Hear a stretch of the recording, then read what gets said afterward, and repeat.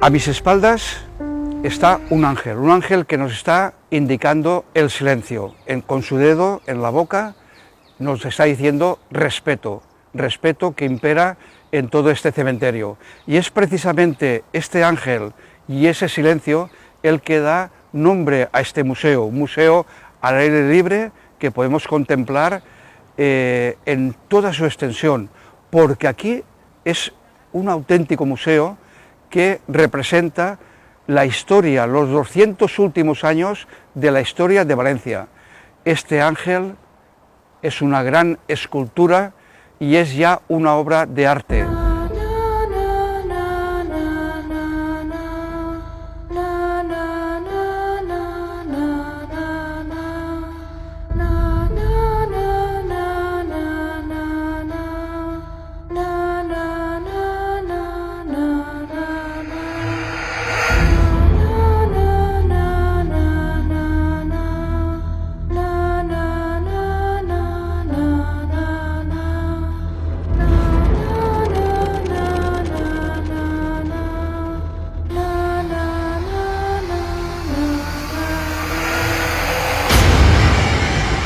Estamos aquí ante un gran panteón, un panteón que no deja indiferente a nadie.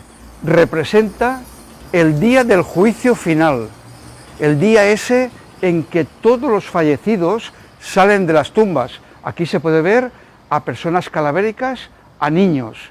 Es una representación bíblica de lo que es el ángel del Apocalipsis, el ángel que con su trompeta anuncia la salida de todos los difuntos. Impresionante.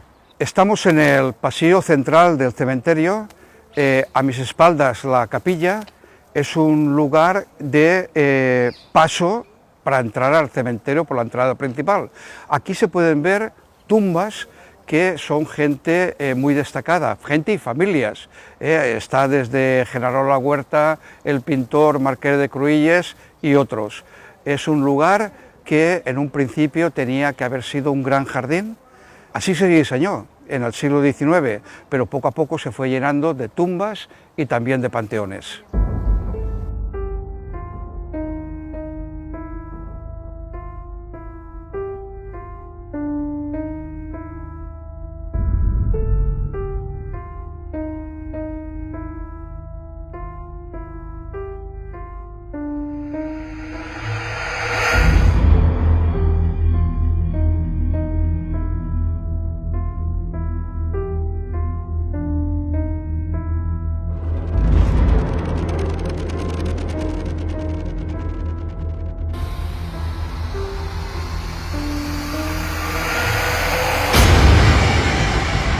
Hemos dicho que en este cementerio general están los 200 años, los últimos 200 años de la historia de Valencia.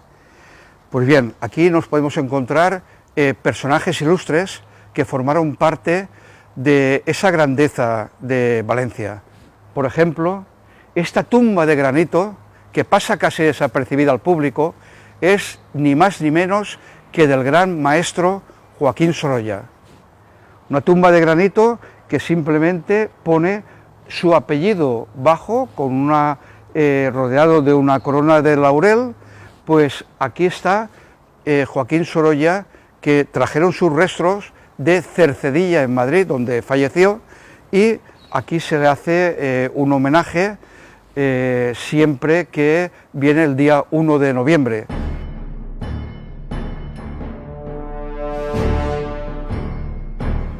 Hemos dicho que el cementerio está cubierto de una arquitectura, como pueden comprobar, donde a nuestro paso se ven diferentes estilos, y esto es el paso del tiempo, es paso de esos 200 años, la que ha determinado pues el aspecto del lugar. Se pueden ver desde panteones minimalistas, panteones rectos en su estructura, o panteones que nos indican un neogótico, un academicismo, una forma de representar la época en que están construidos.